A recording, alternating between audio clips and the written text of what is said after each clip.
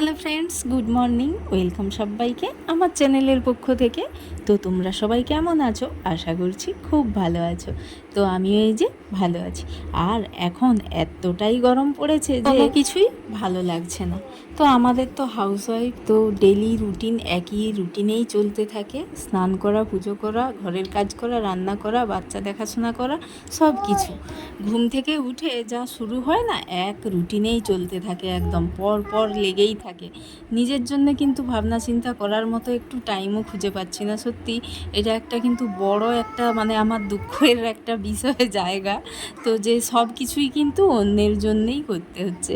এখানে বা নিজের কিছু আনন্দ সুখ এখানে আছে, তো সেটা সব সময় আবার ভালোও লাগে না, কি বলো?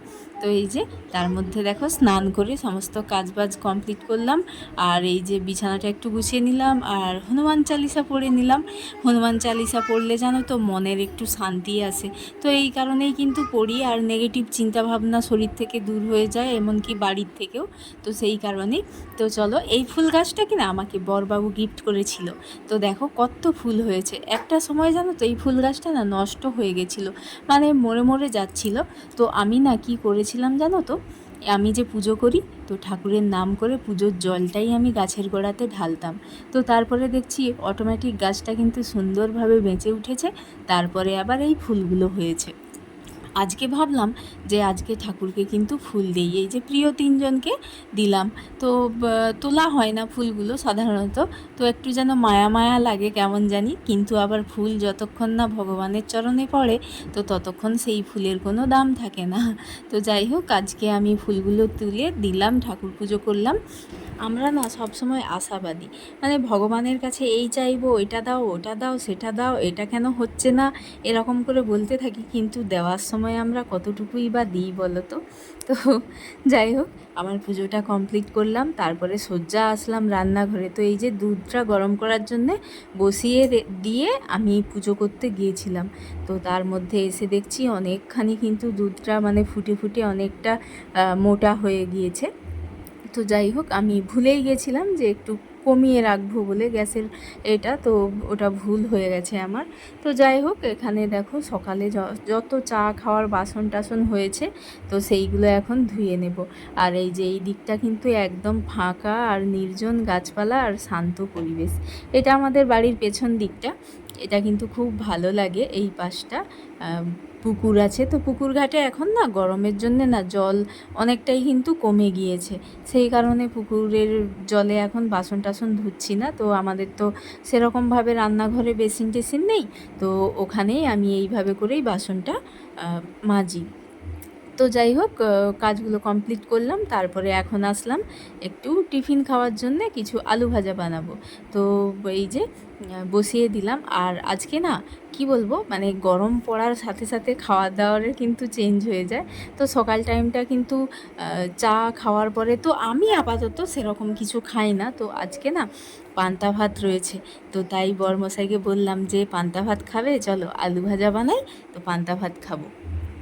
যেমন কথা তেমন কাজ, এই যে বসিয়ে দিলাম। আর একদম কিন্তু অল্প করেই ভাজা করছি। তো আজকে বাড়িতে সেরকম কেউ নেই, আর আমরা 3-4জন রয়েছি, তো সেই কারণে তো এই যে কয়েকটা আলু ভাজা করছি, দুজনের পুরো মাপ করে একদম। আর তো চলো, এখানে দেখো টেবিলের মধ্যে পুরো এলোমেলো হয়ে আছে, আর এই যে বাসনগুলো, চায়ের কাপগুলো যে ধুয়েছি, তো এগুলো ভাবলাম গুছিয়ে দিই। তো টপটপ করে গুছিয়ে আর আলু ভাজাটা হচ্ছে, সেই ফাঁকে না এই কাজগুলো করে নিচ্ছি। এখানে এই টেবিলটার অবস্থাও খুব একদম, এত জিনিসপত্রে জড়ো হয়ে গেছে, দেখছো কি অবস্থা, চারিদিকে এটা ওটা এইভাবে করে রয়েছে, গোছানো হচ্ছে না, জলের মগ তো সমস্ত কিছু। তো চলো এক এক করে গুছিয়ে ফেলি। এই যে দেখো গুছিয়ে ফেলেছি। আর এদিকে আমার কিন্তু দেখতে দেখতে আলু ভাজাটাও কিন্তু অনেকখানি রেডি হয়ে গিয়েছে। এই যে দেখো আইসক্রিমের এটা বের করেছি, আজকে বসাবো কালকে বসাবো, গরমের দিনে কিন্তু এটা বসাই, ফ্রিজে দিই, একটু ভালো লাগে। তো তার মধ্যেও দেখো এই যে আলু ভাজা কমপ্লিট হয়ে গেল। তো বরমশাই গিয়েছে টুকাইকে স্কুল থেকে আনতে। টুকাই তো অঙ্গনওয়াড়ি স্কুলে যায়, তো এখন 9টা মতো বাজে। তো ওকে আনতে গিয়েছে, তো ভাবলাম আমি যে একটু তাড়াতাড়ি রান্না বসিয়ে দিই। আর জানো তো এই উনুনের সামনে এই গরমের সময় কিন্তু রান্না করতে খুবই কষ্ট হয় গো, একদম ঘেমে পুরো একদম স্নান হয়ে যায়। তো সেই কারণে যত তাড়াতাড়ি আমি রান্নাটা সারবো ততটাই কিন্তু আমার জন্যে ভালো হয়।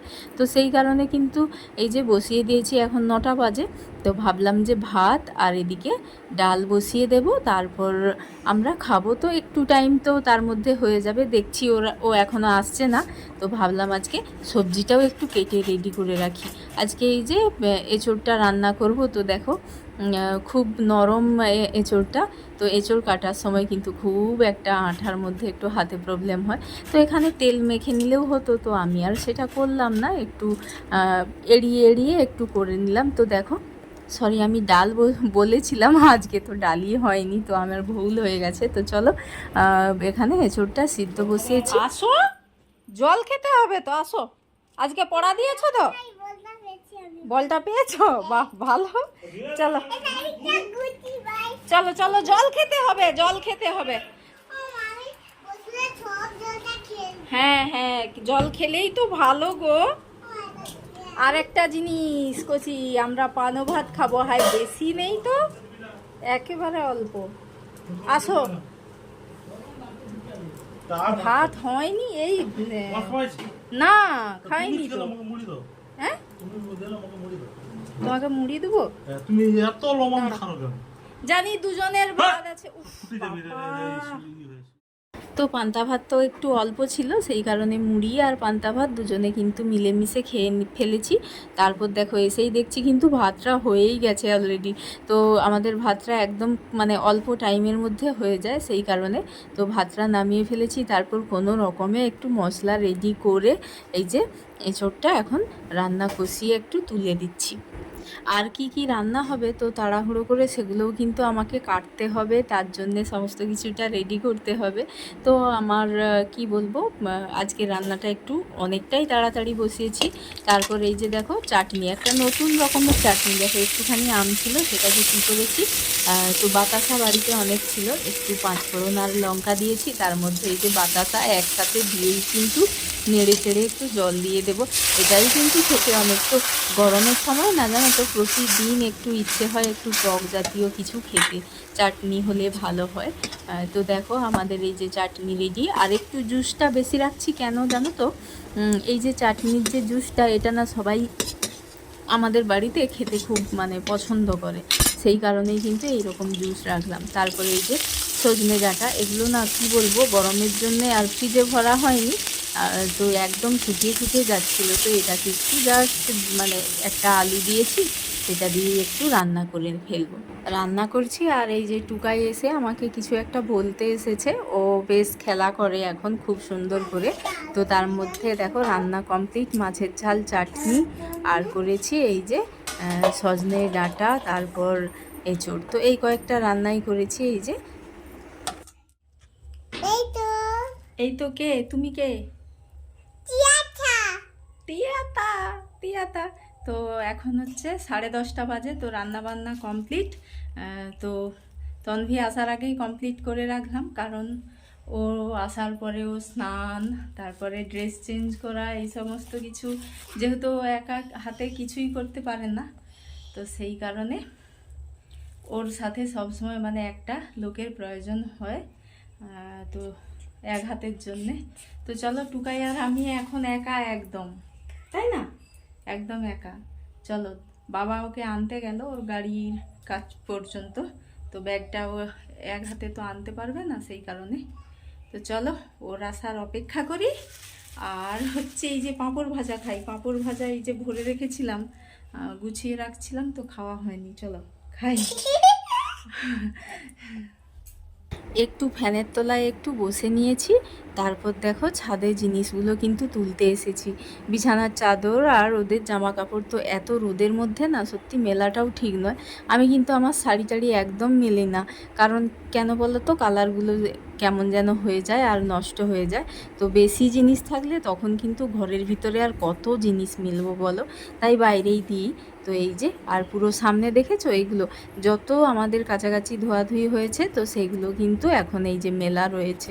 তো এগুলো পুরোটাই এই সামনেটা আমাকে গুছাতে হবে। এই যে আমার শাড়ি, তো এই শাড়িটা এখনও ভেজা রয়েছে।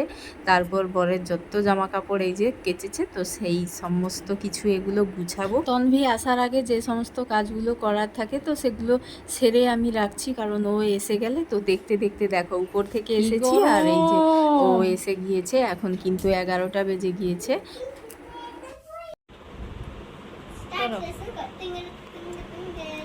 করো।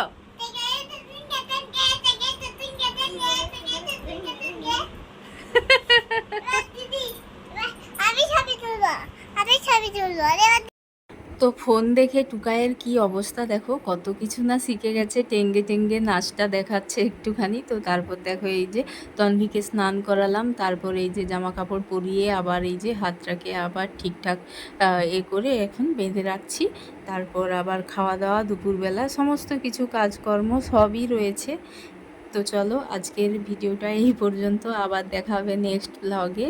আর এই সমস্ত করতে করতে কিন্তু আমার এই যে সময়গুলো কিভাবে কেটে যাচ্ছে এদের দুজনে। তো এই যে ব্যায়ামগুলো করতে বলেছে, তো এই হাতের ব্যায়ামটা ও মোটেই না করছে না, তো মনে করিয়ে করিয়ে করাচ্ছি। তো স্কুল গিয়েছিল তো ওর মনে নেই, তো তার মধ্যে এই যে, আর শরীর খারাপ হলে জানো তো মানুষের কিন্তু একটু খিটখিটে ভাব হয়ে যায়, ওটাও কিন্তু ওর মধ্যে কাজ করছে, একটু খিটখিটে হয়ে গেছে। তো চলো টাটা।